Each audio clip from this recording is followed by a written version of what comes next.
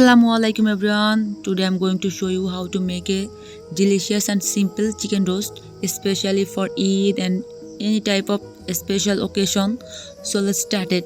তো এখানে কিন্তু আমি চিকেন নিয়ে নিছি। এখানে মোরগের একটা হোল পার্ট আমি নিয়ে নিছি। তার মধ্যে লবণ, হলুদ আর শুকনো মরিচ দিয়ে সুন্দরভাবে ম্যারিনেট করে 30 মিনিটের মতো আমি রেস্টে রেখে দিচ্ছি। তো এইভাবে কিন্তু করতে হবে। তো দেন হচ্ছে গিয়ে লিটল বিট অফ ঘি অ্যাড করে দিব তেলের মধ্যে।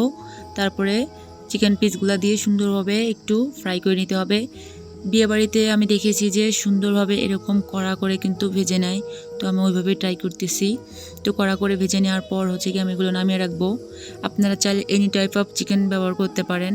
তো তারপরে নামানোর পর হচ্ছে গিয়ে 2 কাপের মতো বেরেস্তা করে রাখতে হবে। তো বেরেস্তা করার জন্য ওই তেলটার মধ্যে আমি পেঁয়াজগুলো দিয়ে নিছি। মিডিয়াম টু লো আঁচ করে করে কিন্তু বেরেস্তাগুলো ভেজে নিতে হবে। তো তারপরে আমি এগুলো নামিয়ে একটু গরম মশলা দিয়ে নিছি। এইখানে হচ্ছে গিয়ে দারুচিনি আর হচ্ছে গিয়ে 2টা এলাচ, তারপর হচ্ছে গিয়ে যে পেস্টগুলো ছিল সেগুলো দিয়ে নিব। আদা, রসুন, জিরা, ধনে গুঁড়া আর হচ্ছে গিয়ে লবণ, হলুদ আর হচ্ছে গিয়ে শুকনো মরিচের গুঁড়া।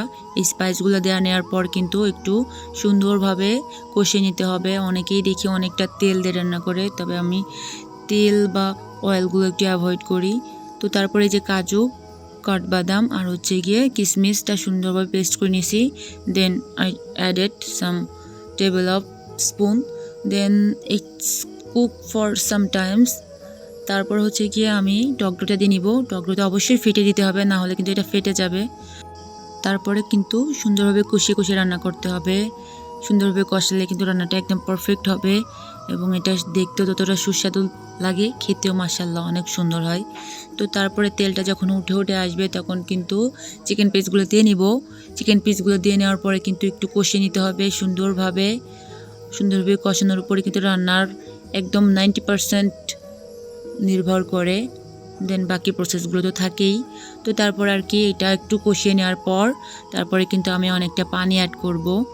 এইখানে আমি যেহেতু একটা মোরগের মাংস ব্যবহার করছি, একটু শক্ত মাংস, দ্যাটস ওয়াই আমি বেশি পানি ইউজ করছি। আপনারা নরম মাংস ব্যবহার করলে তাহলে কিন্তু একটু পানি কম দিবেন।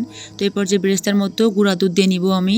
গুঁড়া দুধগুলো দেওয়ার পরে কিন্তু বেরেস্তাটা অনেক ক্রিস্পি থাকবে, অনেকক্ষণ ধরে ভালো থাকবে। তো তারপর আর কি নামানোর কিছুক্ষণ আগে কিন্তু আমি ওটা দিয়ে নেওয়ার জন্য রেডি করে রাখছি। আর এটা সিদ্ধ করার জন্য একটু ঢাকনা দিয়ে রাখছিলাম। তো দেন আমি যখন নামাবো তার 5 মিনিট আগে এটা দিয়ে নিছি বেরেস্তাটা। তো তারপর আমি আরও কিছুক্ষণ রান্না করে এটা গ্রেভি করে কিন্তু এটা নামিয়ে ফেলবো।